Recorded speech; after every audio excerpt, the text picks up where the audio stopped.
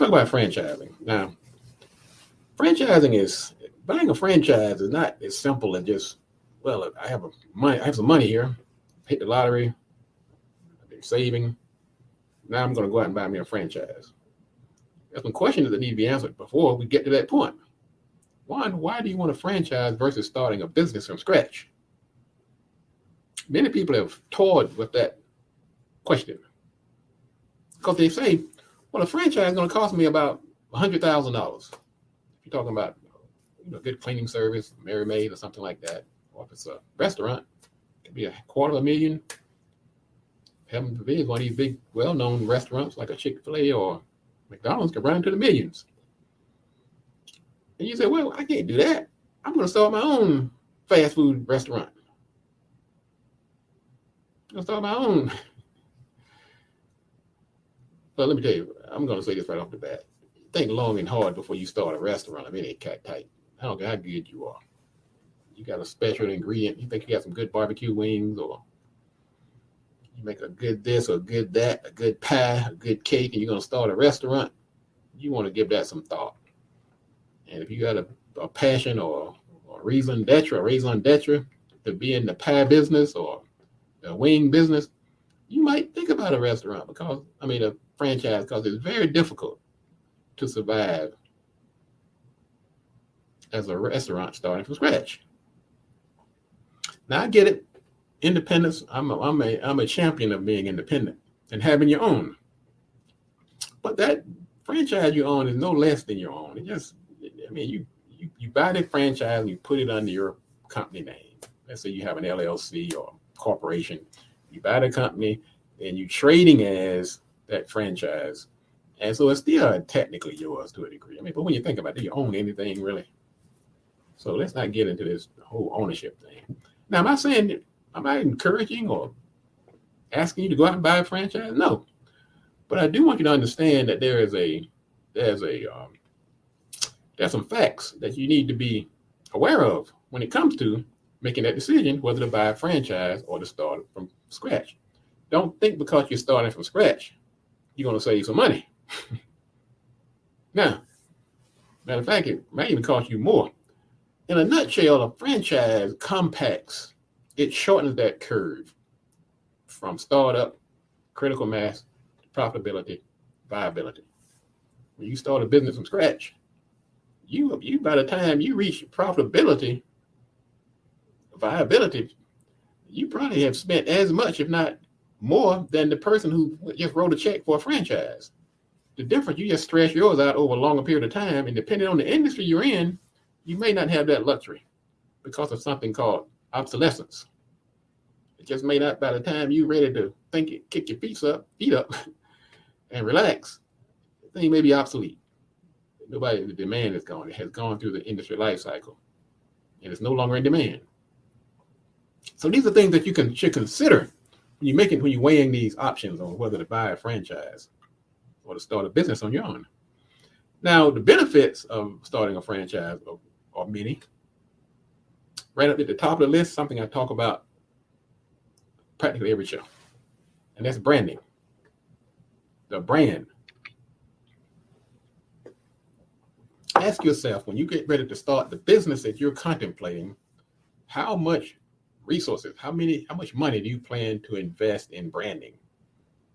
And I can almost assure you that the answer for most people is not enough, because many people don't understand the importance and what a deal breaker branding can be. When you see those golden arches, you see that brown truck going down the road, you see that cheesecake factory, you're going in there in many cases because of that brand. You didn't just want any cheesecake. You didn't just want any fast food burger. You wanted one that you felt safe. You felt the quality was there.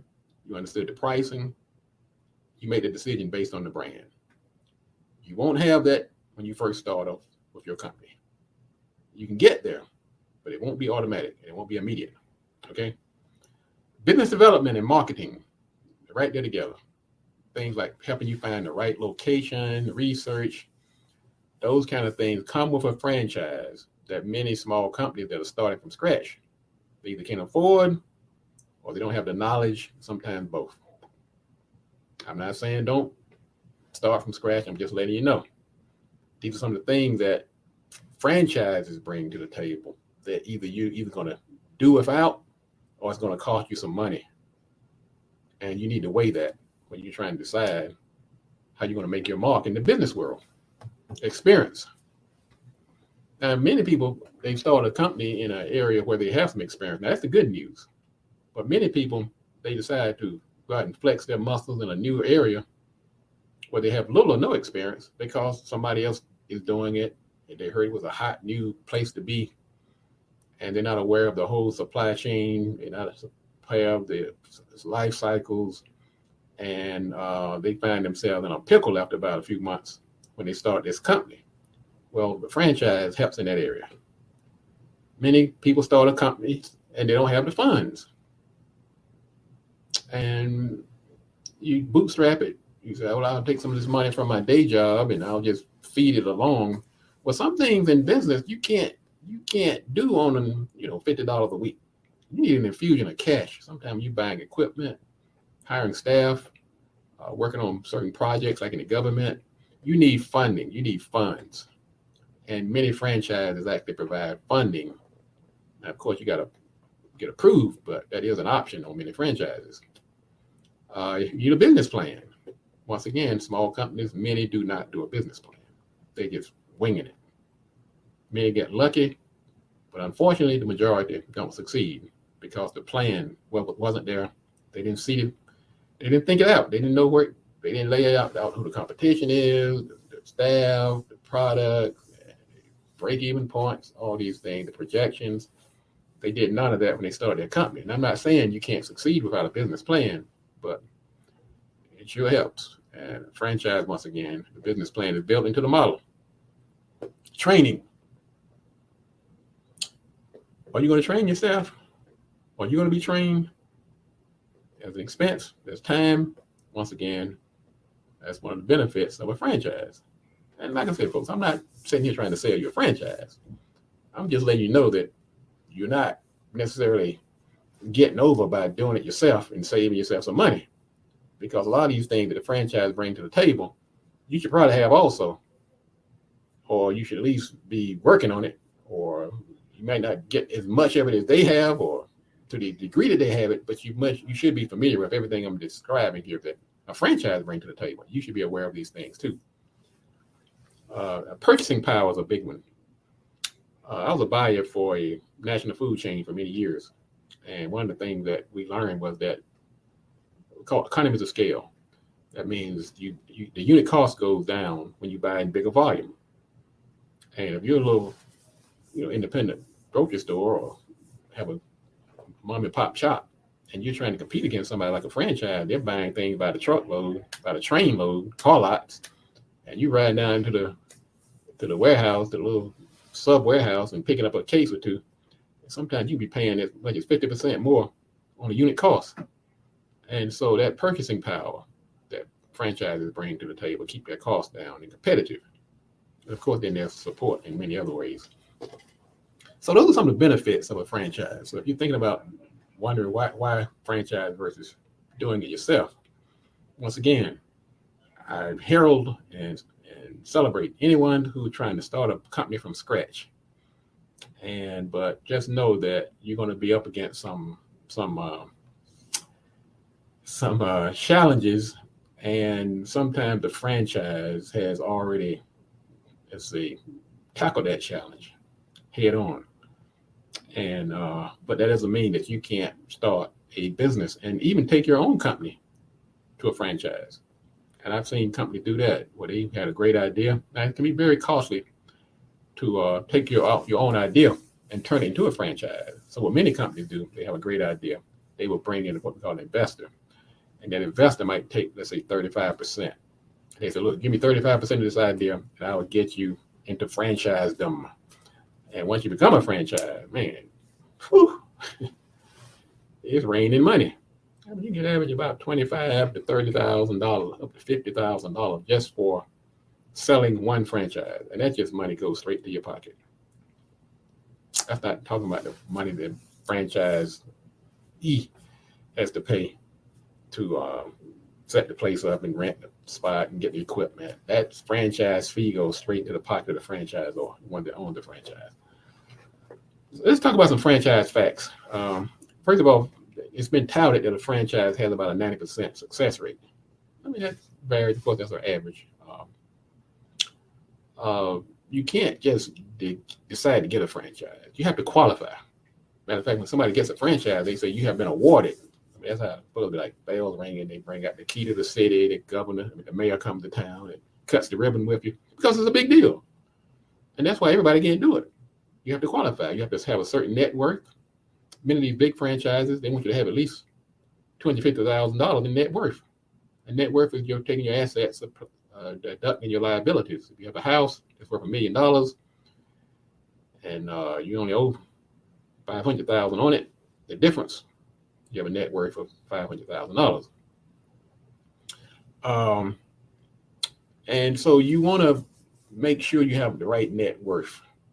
Okay, so if you got cars and things like that, that's upside down on your house and all this kind of stuff, then it's going to hurt your net worth. You may not be able to buy a franchise. So you take your assets and subtract your liabilities, and that determines your net worth. You also have to be credit worthy. You need a good credit score in many cases. They want to have at least 50, 650, 700, 750 credit score for many of these franchises. So you just can't jump up one day and say, I hit the lottery and I can go out here and buy me a franchise. It doesn't work that way. Each franchise has what is called a franchise disclosure document. And that franchise is a long document that spells out the rules of that franchise. And you have to get that. If you don't get that, then you can't really buy that franchise. Matter of fact, in most states, you have to have that franchise disclosure document at least 14 days in your hand, in your possession, because you have to sign a piece of paper to say, I received it. That goes back to the franchisor, that goes on file, and they can't take your money for that franchise until after 14 days that franchise called the FDD has been in your possession. All companies don't franchise. You go down the street, you say, well, everybody franchise. Well, that's not true. Certain companies do not franchise. Some companies, all of their operations are company owned. Some have some company owned, some have some franchise, and some don't franchise at all. Like a Dave & Buster's, you can't buy Dave & Buster's because all of their operations are company owned. There's a misconception that most franchises are food because fruit, that's the ones we see. Those are the ones that are most visible. But there are a lot of franchises that are not food related. There's tax preparation franchises, there's tutoring franchises, there's cleaning franchises. That's just a franchise, just about any type of business and industry. And so if you think about doing a franchise, it does not have to be a McDonald's or a Subway or a Chick-fil-A. It could be something else and more in line with where your strengths are, because restaurants are hard. I mean, I know the guy on the Chick-fil-A. Every now and then he still got the little chicken head on. So I'm joking, but he's in the store a lot because that's a tough business to be hands off. So you may pick a franchise that's more in line with your skill set. If you're a tax preparer, you could buy Jackson Hewitt franchise or H&R Block franchise. So you might look at that as another option when you start thinking about owning a franchise. And the other thing to consider is that every franchise is not available in the territory where you live. Many people think, well, since I'm going to buy a franchise, and I'm going to buy me a Mary Maid or a cleaning franchise. I'm going to clean all the houses right around this block. Well, there's about a 90% chance that franchise, that block in which you live is already in somebody else's territory. Somebody else already owns that territory. Because most of the good territories, they go fast. So it's a good possibility that you may have to drive out 15, 20, 30 miles from where you are to own a territory to get the type of franchise that you want. These are just things to consider. The cost of a franchise is broken down into several components. The franchise fee, that goes straight to the pocket of the franchisor. Now, when you get a franchise cost, they're going to have this sheet that's going to say franchise fee. It's going to have another number underneath that that's going to say the cost of the franchise. And that's going to be money that you have to pay out of your pocket, and not always at one time. You have to pay. It may include the cost of location. Let's say if you do a trading franchise, like a Shredded, it may include the cost of that truck, and you also sometimes you'll see a range. And the reason there's a range because some of these things you maybe even shop around, or you may even own already. Let's say if you already have a traded truck, a truck that trades documents and old computer hard drives. I mean, that's unlikely, but if you already have one, then of course your franchise will be less costly than somebody who doesn't have that. And like I said also earlier, some franchises do offer financing, but not all do. So some will offer in-house financing, some will point you to a company that they may outsource this to somebody, and some just don't offer it, period. They say, look, you better come here with your own money. So those are some franchise facts. Now, and last but not least, there are different types of franchises. Most of us think about the single unit franchise, where you go buy yourself a Chick-fil-A. That's called a single unit franchise. You have one store, and that's it. But there are the big players, the ballers. They do the multi-unit franchise, where they will actually buy several franchises, and they may own a territory.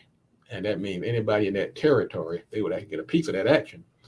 There's also there's also like area development franchises, where you actually become part of the development process of the other franchises in your territory.